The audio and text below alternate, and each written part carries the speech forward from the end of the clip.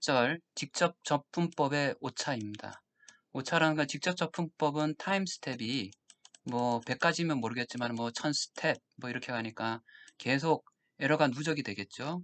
그래서 크게 다른 것은 이제 정밀한 수를 다루다 보니까 반올림 오차가 있습니다. 반올림 계속 티끌모아 태산입니다. 반올림 오차 뒤에서 라운드업 반올림 하냐 안 하냐 해야 되니까요. 그런 오차가 있고요. 정확한 수를 이론상으로 정확한 수를 넣을 수가 없습니다. 라운드 오프 에러가 있고요.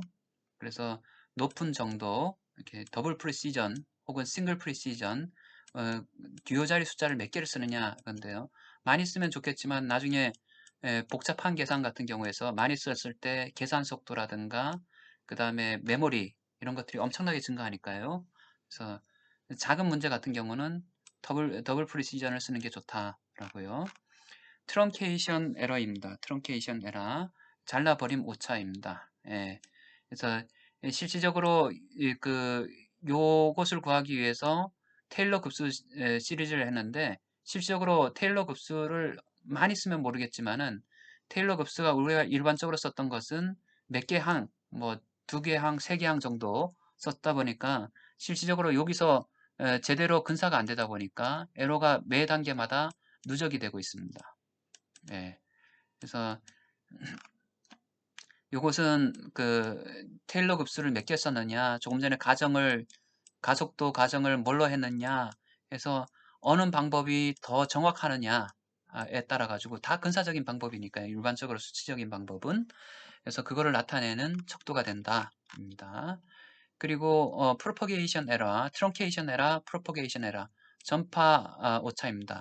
미분 방정식을 차분 형태로 근사함으로써 발생하는 오차.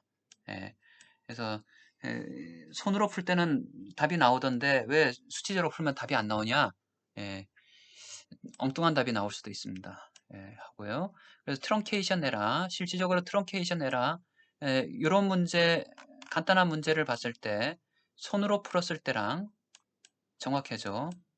예, 실질적으로 수치적으로 문제를 풀어보니까 일반적으로 트렁케이션 에러, 트렁케이션 에러 같은 경우에서 잘라버림 테일러 급수를 몇 개 썼냐에 따라서 달라가시는데 수치적인 방법들은 트렁케이션 에러가 생길 수뿐이 없는데 그 트렁케이션 에러는 다음과 같이 비례하더라. 몇 항에 테일러 급수를 몇 개 썼느냐에 따라 가지고 여기 오더가 2개, 3승, 4승 이렇게 되겠죠. 하지만 요 안에 들어가는 밑에 들어가는 오메가 델타 t 값이 작아야지 거기 에러가 줄어드는 거잖아요.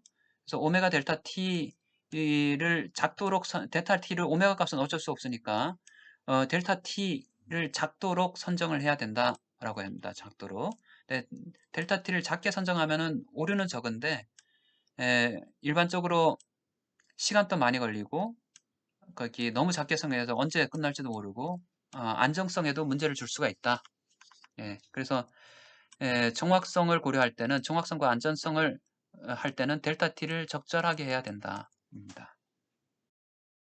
마지막인가요? 2.4의 8절 직접 접근법의 안정성입니다. 안정성 이고요. 직접 접근법이 안정하다라는 얘기는 뭐냐 하면은 실질적으로 근사적으로 나타낸 거기 때문에 우리가 뭐 직선 가정 뭐 여러 가지 트렁케이션 에러 그러니까 테일러 시리즈에서 몇 개 항만 썼기 때문에 이것이 오차가 되고 이 오차가 계속 시간이 증가함에 따라 누적됨으로 인해 가지고 점점 엄청나게 커진다 라고 하면은 그 결과가 시간이 지날수록 엄청나게 누적되는 거죠. 발산하게 되는 거죠. 결과는 이렇게 응답은 이런 식으로 나와야 되는데 시간에 따라서 응답이 이렇게 증가하거나 이렇게 감소하면은 exponentially 증가하거나 감소하면은 발산한다라고 합니다. diverge 한다고 합니다. 이러한 경우를 불안정하다, 안전한 게 아니라 unstable 하다라고 합니다. 이런 것들을 체크하기 위해 가지고 행렬을 써서 주로 나타내는데요. 행렬을 써서 나타내는 방법 중에 하나가 이제 뭐 여러 가지 앞에 행렬이 여러 가지 설명이 쭉 돼 있습니다. 그래서 뭐 외력이 있는 경우 없는 경우 그 뭐 여러 가지 있는데요. 이렇게 지금 방정식을 이렇게 나타내고 이 방정식의 푼 값이 U 값이 변이 값이 다음과 같이 나타내고자 할 때 이 로 응답이라고 할 때 이 로라고 하는 값이 근이 나오는데요. 요 근을 찾아가지고 답을 구하면 되는데 이게 왜 필요하냐? 이제 저도 이게 책에서 상당히 많은 양을 차지해가지고 고민스러운데 처음엔 이게 되게 중요할 줄 알고 이렇게 했는데요. 에, 뭐 크게 잘 안 보더라고요. 그래서 이 로 값이 1보다 작아야지 안정하다고 합니다. 그래서 이 안정하기 위한 조건은 로 값이 1보다 작아야 된다. 혹은 다른 말로는 이 앞에서 그 행렬을 구한 것 스펙트럴 레디어스가 1보다 작아야 한다라고 했습니다. 이것을 예를 들어 가지고 다음과 같은 방정식에 정확해가 있고 해서 문제를 풀어볼 정확해가 있으니까 정확해하고 비교했을 때 우리가 여러 가지 방법을 써가지고 중앙차분법을 써가지고 이해를 구하고 하는데 그 오차하고 델타 t가 커지면서 안정하게 되는지 불안정하게 되는지를 체크할 수 있습니다. 그래서 중앙차분법, 그 뒤에 허벌트 방법, 그 다음에 윌슨 방법, 뉴마크 방법 다 안정성을 체크해 봤습니다. 체크해 보고 그래프로 나타냈습니다. 맨 마지막에 비교한 것. 이것만 쓰려고 하다가 다 써버렸습니다. 다 문제를 풀어가지고요. 했는데 결론적으로는 단 것 같습니다. 그래서 이 자기 가진 주기죠. 가진 주기보다 자기가 델타 t가 구조물의 고유 주기라고 해야 되나요? 가진 주기라고 해야 되나? 예, 지금 조금 예, 그 구조물의 고유 주기라고 합시다. 고유 주기하고 델타 t의 구조물의 이건 오메가에서 온 걸로 보고요. 오메가 구조물의 고유 주기하고 델타 t가 주기에 비해서 델타 t가 작으면은 안정하다. 어떤 방법이든 중앙차분법, 허벌트 방법, 윌슨 방법, 뭐 허벌트 방법, 윌슨 세터 방법, 뉴마크 방법 다 거기 안정적입니다. 하지만은 어떤 값 이상으로 들어가게 된 경우에는 델타 t가 충분히 델타 t 값을 타임 스텝을 너무 크게 했을 경우에는 예, 이것이 발산하는 경우가 있다. 다른 방법들 대부분 발산을 안 하네요. 이렇게 발산 안 하고 중앙차분법 발산하고 그 다음에 뉴마크 방법 중에서 리니어 엑셀러레이션 방법은 발산합니다. 그리고 거기 에버리지 엑셀러레이션 방법은 1 미만이면 다 안정하니까요. 1에 몇 승 하더라도 그 값은 1이니까요. 그 다음에 만약에 1보다 작은 0.5에 몇 승 하면 다 1보다 작은 값이 되고요. 그 다음 1보다 큰 값, 2에 몇 승 하면 1보다 계속 큰 값이 되는 거죠. 네. 1.4의 구절 직접 접근법의 정확도입니다. 정확도. 얼마큼 정확하냐, 어떤 방법을 써서 어떻게 정확하느냐입니다. 그래서 그 테스트를 한번 해봤는데요. 다음과 같이 좀 전에 모델 문제가 있습니다. 단자유도계의 오메가라는 고유 진동수를 갖는 운동 방정식 초기 조건 주어지고 자유 진동을 시켰네요. 정확해는 다음과 같고요. 그런데 이 해 형태가 다음과 같다라고 했을 때 다음과 같아 해서 문제를 쭉 풀어보니까 실질적인 정확해랑 계산 수치적으로 구한 해랑 차이가 있더라. 어떤 차이가 있냐면은 두 가지 차이가 있었습니다. 원래 요 대시드 라인 점선이 정확해라면은 손으로 애널리티컬리 구한 해석적으로 구한 정확해라면은 요 깜장색 라인은 수치해입니다. 그럴 경우에 실질적으로는 이렇게 감쇄가 없는 좀 전에 감쇄가 없는 방정식이기 때문에 요게 이런 형태로 나와야 되는데 두 가지가 나왔습니다. 원래 주기가 늘어났죠. 이렇게 주기가 늘어났고요. 수치적으로 구한 것이. 그 다음에 진폭이 진폭이 유지가 되지 않았습니다. 주기가 떨어졌습니다. 그래서 amplitude decay, period elongation이 발생했습니다.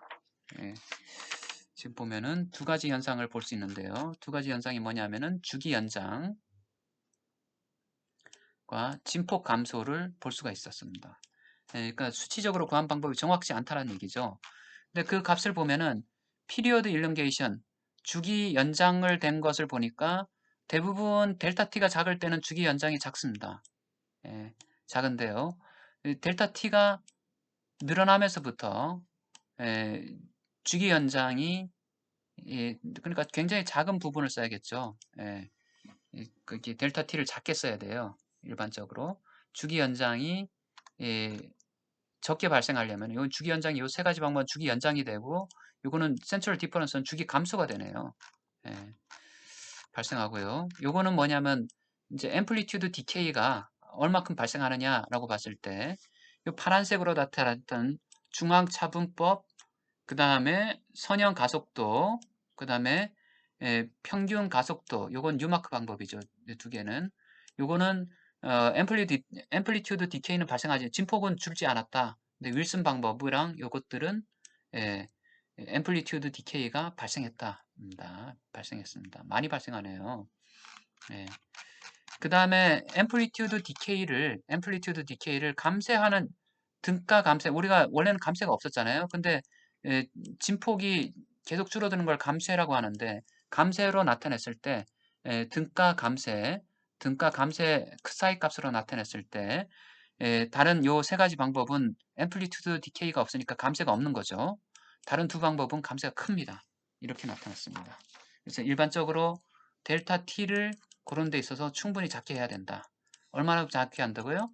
관심 있는 최고차 주기에 10분의 1 정도로 최소한은 해야 된다. 랍니다. 만약에 우리가 10, 만약 0.1초 주기까지 고려해야 된다. 그 주기죠. 그죠? 장주기 아니라 굉장히 단주기 성분까지 고려해야 된다라고 하면은 0.01초 간격은 써야 된다. 입니다. 선형 하중법과 델타 T 수치 적분법 중에서 선형 하중법 있습니다. 듀아멜 적분법의 사중이 선형적으로 변한다라는 걸로 해서 델타 T가 어떻게 되느냐에 따라 가지고 정확해 하고 그 근사해가 서로 달라지는 거죠. TN에 비해서 4분의 1일 경우, 8분의 1일 경우 하는 경우 하면 할수록 앰플리튜드 디케이가 발생하는 걸 볼 수 있습니다. 앰플리튜드 디케이 발생하고요. 이 같은 경우는 DT가 작아서 그런지 그 피리어드 일렁게이션은 눈에 좀 보기가 힘든 것 같습니다. 삼각형 충격 하중이 가해졌을 때 수조의 응답입니다. 이거를 그 수치적인 방법으로 풀었고요. 수치적인 방법으로 윌슨 방법과 뉴마크 방법으로 문제를 하나하나 풀었습니다. 이 매트 레코드 주어져 있고요. 그랬더니 디아멜 적분 방법이 이그젝트라고 봤을 때 요 방법 윌슨하고 뉴마크 방법도 같은 결과가 나온다. 똑같은 결과가 나온다. 최대값이 둘 다 4cm입니다. 그리고 중앙차분법 앞에서 이제 중앙차분법 했는데요. 그 유도를 다 했습니다. 유도해가지고 나타냈고요. 왜 이걸 넣었는지 모르겠네요. 여튼 연습 문제 나중에 넣으면 되는데 허벌트 방법 유도를 다 했고요. 유마크 방법도 다 유도를 했습니다. 이거는 뭘 유도를 했을까요? 지금 다 유도를 했네요. 유도를 해가지고 그나마 이제 본문 내용을 줄이려고 뒤에 유도를 한 것 같습니다. 유도를 했고요. 그냥 유도가 아니라 이거는 아마도 그 유도하는 방법이 조금 뭐 유도를 했습니다. 저도 본 지가 오래돼 가지고 그냥 룬게 쿠타 방법을 사용해 가지고 방정식의 해를 구했습니다. 이렇게 어떻게 해를 구하는지 아마도 매트레코드 다 넣고요. 매트랩을 쓸 수도 있고 만약에 매트랩이 없으신 분들은 파이썬을 써도 되고 엑셀에 있는 VBA를 써도 좋습니다. 상관이 없습니다. 그래서 문제를 다 풀었고 지금 변이응답, 그 다음에 속도응답, 페이즈가 한 90도 정도 차이 나고요. 90도 더 차이 나나요? 예, 피크하고 피크 사이의 거리를 보면 되는 거죠. 한 90도 정도 차이 나는 것 같습니다. 그리고 윌슨 뉴마크 방법을 사용한 응답, 다음과 같이 지진 하중이 아니네요. 여기 충격 하중을 위에다 가해줬네요. 근데 지진 하중하고 같습니다. 했을 때 결과가 다음과 같이 나왔고요. 변이 응답, 가속도 응답, 시 각각 속도 응답, 가속도 응답 세 개를 다 구할 수 있고요. 그 다음 윌슨 방법을 써가지고도 똑같이 다 구할 수 있고, 결과치는 서로 같을 겁니다. 아마도 뉴마크 방법을 써가지고 함수를 이미 매트랩 함수를 제시했고요.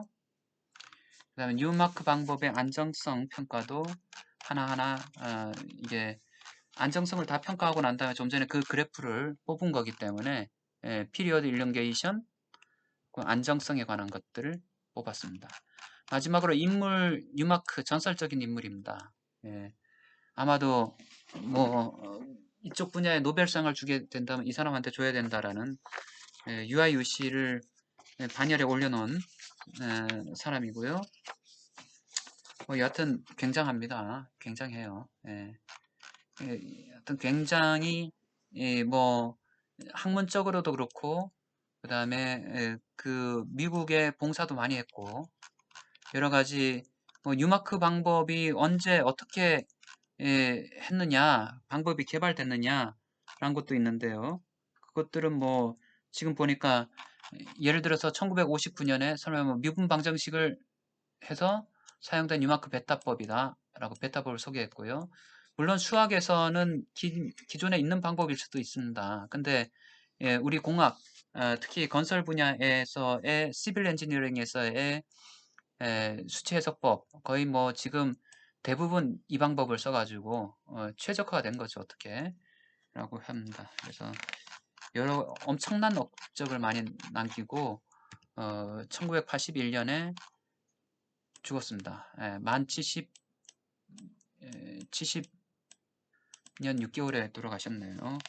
그래서 이 뉴마크의 스승이랑 뭐 여러 가지 얘기를 많이 했다라는 얘기가 있고 스승은 하디크로스로서 모멘트 분배법을 개발했다. 굉장히 대단하죠. 예.